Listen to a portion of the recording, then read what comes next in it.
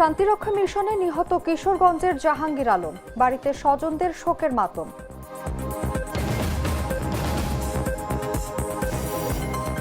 Myanmar সীমান্তে গোলাগুলি বিস্ফোরণ, টেকনাফে কাটেনি আতঙ্ক, উদ্বেগে রয়েছেন সীমান্তবর্তী এলাকার মানুষ।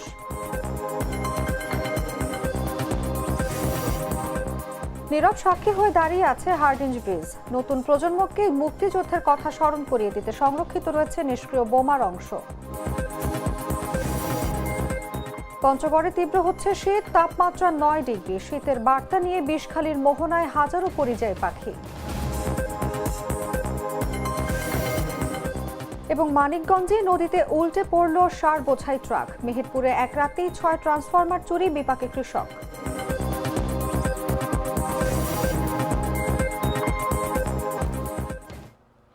এতক্ষণ শুনছিলেন সংবাদ শিরোনাম। দর্শক আমন্ত্রণ দেশজুড়ে সংবাদে, সঙ্গে আছি আমি অনুভা বিশ্বাস।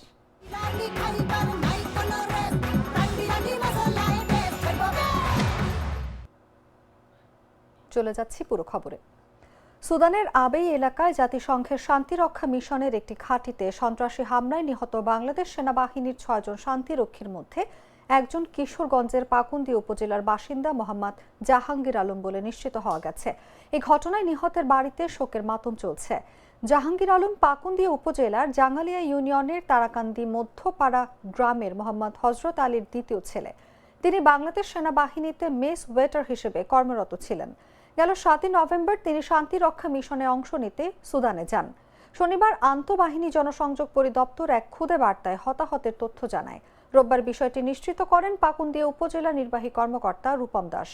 তিনি জানান, বাংলাদেশ সেনাবাহিনী থেকে আনুষ্ঠানিকভাবে বিষয়টি জানানো হয়েছে ও উপজেলা প্রশাসনের পক্ষ থেকে নিহতের পরিবারের সব ধরনের সহযোগিতা করা হবে। পারিবারিক সূত্রে জানা গেছে, প্রায় 11 বছর ধরে তিনি সেনাবাহিনীতে কর্মরত ছিলেন।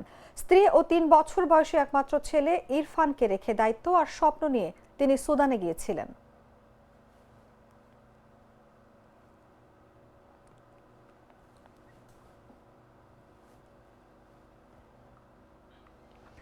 ইনকিলাব মঞ্চের আহ্বায়ক ও ঢাকা 8 আসনের সম্ভাব্য স্বতন্ত্র প্রার্থী শরীফ ওসমান হাদির উপর হামলায় ব্যবহৃত মোটরসাইকেলটি শনাক্ত করেছে আইনশৃঙ্খলা রক্ষা বাহিনী। মোটরসাইকেলটির মালিক সন্দেহে রাজধানীর মোহাম্মদপুর থেকে আব্দুল হান্নান নামের এক ব্যক্তিকে আটক করা হয়েছে। জাতীয় পরিচয়পত্রের তথ্য অনুযায়ী আব্দুল হান্নান চাঁপাইনবাবগঞ্জ সদর উপজেলার সুন্দরপুর ইউনিয়নের বাগডাঙ্গা পশ্চিম পাড়া এলাকার বাসিন্দা। তার বাবার নাম মোহাম্মদ আবুল কাশেম। তবে হান্নানের গ্রামের বাড়িতে গিয়ে কাউকে পাওয়া যায়নি। গেল প্রায় 10 বছর ধরে ঢাকায় মা স্ত্রী সহ বসবাস করেন হান্নান। হান্নানের গ্রামবাসী বলেন, দীর্ঘদিন আগে পারিবারিক কলহের জেরে হান্নানের বাবা আবুল কাশেমের সঙ্গে তার মা মোসাম্মদ ফুরকুন বেগমের বিচ্ছেদ ঘটে। এরপর থেকে একাই হান্নানকে মানুষ করেন মা ফুরকুন বেগম। বর্তমানে মা ছেলে সহ পরিবারের সবাই ঢাকায় বসবাস করেন। চাঁপাইনবাবগঞ্জ সদর মডেল থানার ভারপ্রাপ্ত কর্মকর্তা মোহাম্মদ নূরে আলম বলেন, তার রাজনৈতিক পরিচয় কি সেটি নিয়ে কাজ করা হচ্ছে। তার গ্রামের বাড়িতে খোঁজ খবর রাখা হচ্ছে, বিস্তারিত পরে জানানো হবে।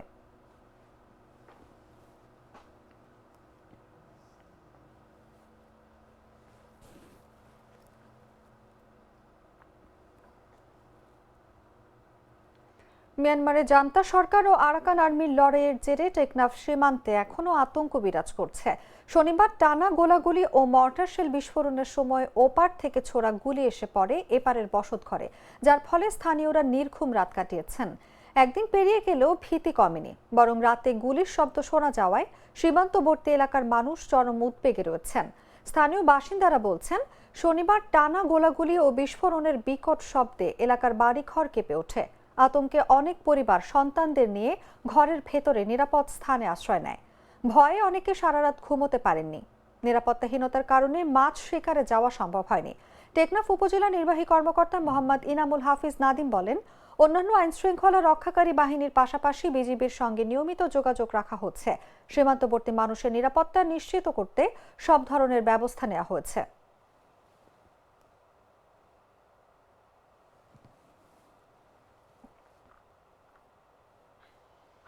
1971 সালের 14 ডিসেম্বর বিজয়ের দ্বারপ্রান্তে বাংলাদেশ।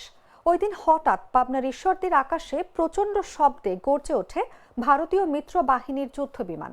পাকিস্তানি সেনাদের লক্ষ্য করে সেই বিমান থেকে বোমা ফেলে হার্ডিঞ্জ ব্রিজের 12 নম্বর স্প্যান ভেঙে ফেলা হয়। মুক্তিযুদ্ধের সাক্ষী হয়ে নীরব দাঁড়িয়ে আছে সেই হার্ডিঞ্জ ব্রিজ।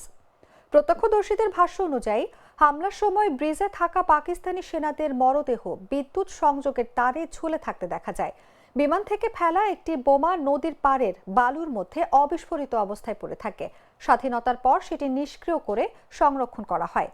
বিভাগীয় প্রকৌশলী জানান, স্বাধীনতার পর ভারত সরকারের সহায়তায় হার্ডিঞ্জ ব্রিজের 12 নম্বর স্প্যান পুনর্নির্মাণ করা হয়। প্রায় 4 বছর পর 1975 সালে আবারও এই ব্রিজ দিয়ে ট্রেন চলাচল শুরু হয়। বিভাগীয় রেলওয়ে ব্যবস্থাপক বলেন, বর্তমানে পাকশী রেলওয়ে বিভাগীয় কার্যালয়ে সেই নিষ্ক্রিয় বোমার একটি অংশ সংরক্ষিত রয়েছে। ইতিহাসের সাক্ষী হিসেবে যা নতুন প্রজন্মকে স্মরণ করিয়ে দেয় মুক্তিযুদ্ধের ভয়াবহ দিনগুলোর কথা।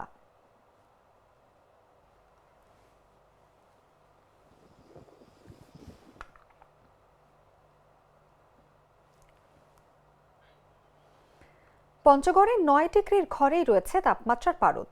টানা 4 দিন ধরেই বয়ে চলেছে মৃদু শৈত্যপ্রবাহ। রোববার সকাল 9টায় সর্বনিম্ন তাপমাত্রা আবারও কমে 9 ডিগ্রি সেলসিয়াস রেকর্ড করেছে তেঁতুলিয়া আবহাওয়া অফিস। শনিবার সর্বনিম্ন তাপমাত্রা ছিল 9.3 ডিগ্রি সেলসিয়াস। তেঁতুলিয়া উপজেলা সহ জেলার আশেপাশের এলাকায় টানা চতুর্থ দিনের মতো বয়ে চলেছে মৃদু শৈত্যপ্রবাহ। এর আগে বৃহস্পতিবার সর্বনিম্ন 8.9 ডিগ্রি সেলসিয়াস রেকর্ড করা হয় তেঁতুলিয়ায়। তবে দিনের তাপমাত্রা বেড়ে রেকর্ড করা হয় 27 ডিগ্রি সেলসিয়াস। কয়েকদিন ধরে ঘন কুয়াশা নেই। ভোরে সূর্যের দেখা মিললেও হিমালয় থেকে বেয়ে আসা বাতাসের কারণে প্রতিদিন বিকেলের পর থেকে পরদিন সকাল পর্যন্ত কনকনে শীত অনুভূত হচ্ছে। তবে সকালে ঝলমলে রোদ ছড়িয়ে পড়লে কমে যায় শীতের তীব্রতা। তেঁতুলিয়া আবহাওয়া অফিসের ভারপ্রাপ্ত কর্মকর্তা জিতেন্দ্রনাথ রায় বলেন, তেঁতুলিয়া এবং এর আশেপাশের এলাকায় টানা চতুর্থ দিনের মতো মৃদু শৈত্যপ্রবাহ বয়ে চলেছে। রোববার সকাল 9টায় সর্বনিম্ন তাপমাত্রা 9 ডিগ্রি সেলসিয়াস রেকর্ড করা হয়।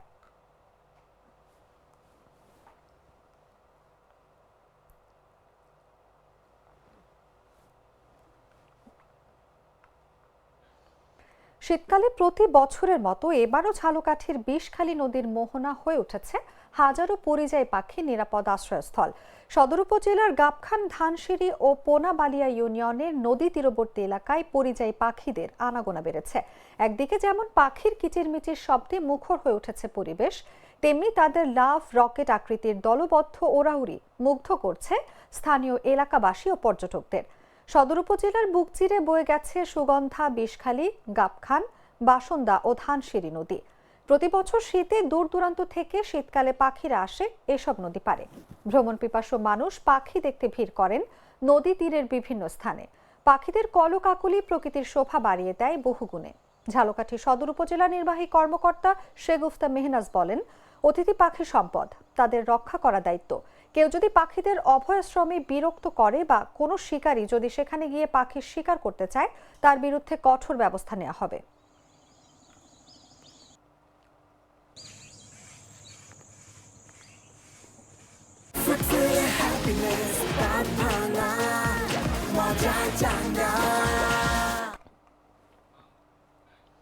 মানিকগঞ্জের ঘিওরে সার বোঝাই একটি ট্রাক নিয়ন্ত্রণ হারিয়ে নদীতে পড়ে গেছে। দুর্ঘটনায় প্রায় 6 লক্ষাধিক টাকার সার নষ্ট হয়েছে বলে জানিয়েছেন ক্ষতিগ্রস্ত ব্যবসায়ীরা।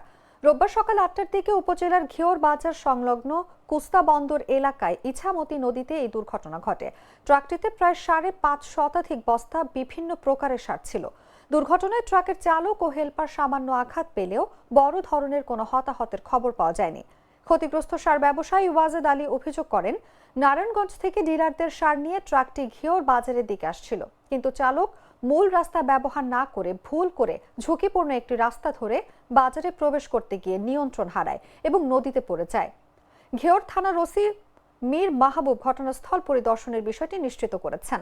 তিনি বলেন, কোনো হতাহতের ঘটনা ঘটেনি। সার ব্যবসায়ীরা ঘটনাস্থলে উপস্থিত থেকে নষ্ট হয়ে যাওয়া সার উদ্ধারের চেষ্টা চালাচ্ছেন। এই ঘটনায় এখন পর্যন্ত থানায় কোনো অভিযোগ দায়ের হয়নি।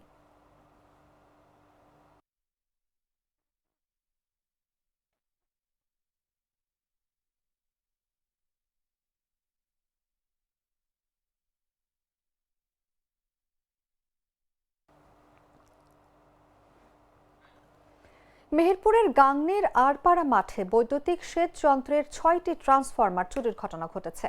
শনিবার গভীর রাতে বৈদ্যুতিক খুঁটি থেকে এসব ট্রান্সফরমার চুরি করা হয়। এতে ভরা মৌসুমে সেচ বন্ধ হয়ে বিপাকে পড়েছে কয়েক শতাধিক কৃষক। স্থানীয় সূত্রে জানা গেছে, আড়পাড়া মাঠে কাছাকাছি স্থানে স্থাপিত একাধিক বৈদ্যুতিক সেচ যন্ত্র দিয়ে আড়পাড়া, শানঘাট ও জালশুকা এই 3 গ্রামের কৃষকরা ফসল আবাদ করে থাকেন।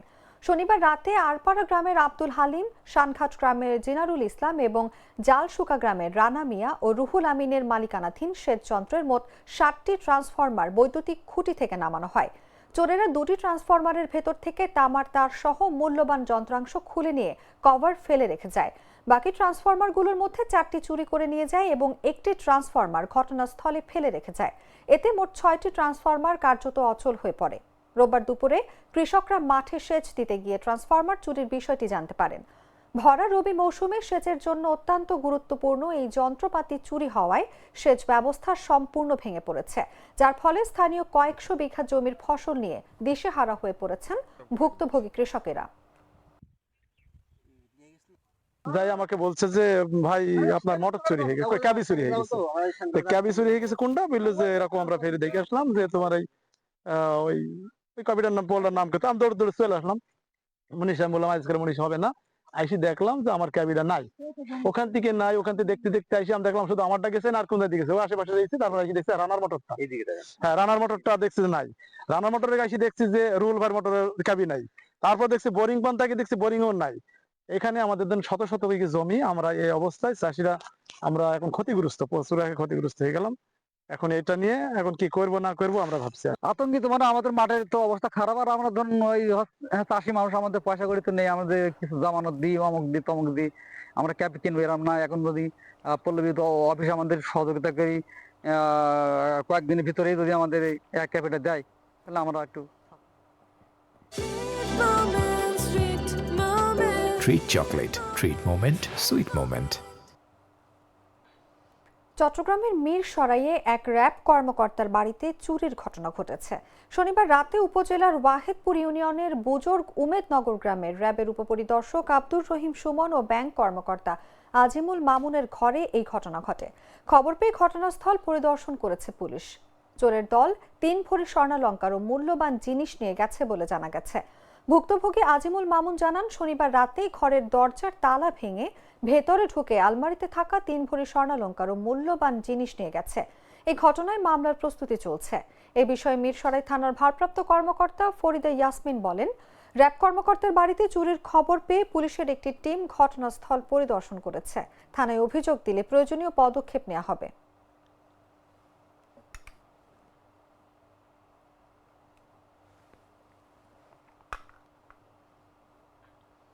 সংবাদ শেষ করার আগে শিরোনামগুলো জানিয়ে দিচ্ছি আরো একবার।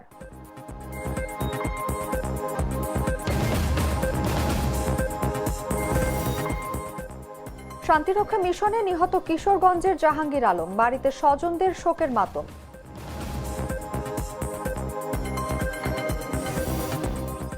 মিয়ানমার সীমান্তে গোলাগুলি বিস্ফোরণ, টেকনাফে কাটেনি আতঙ্ক, উদ্বেগে রয়েছেন সীমান্তবর্তী এলাকার মানুষ।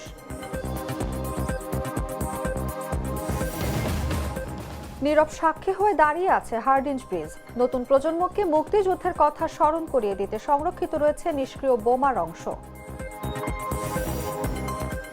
পঞ্চগড়ের শীত তীব্র হচ্ছে, তাপমাত্রা 9 ডিগ্রি। শীতের বার্তা নিয়ে বিষখালীর মোহনায় হাজারো পরিযায়ী পাখি। এবং মানিকগঞ্জে নদীতে উল্টে পড়ল সার বোঝাই ট্রাক। মেহেরপুরে এক রাতেই 6 ট্রান্সফরমার চুরি, বিপাকে কৃষক।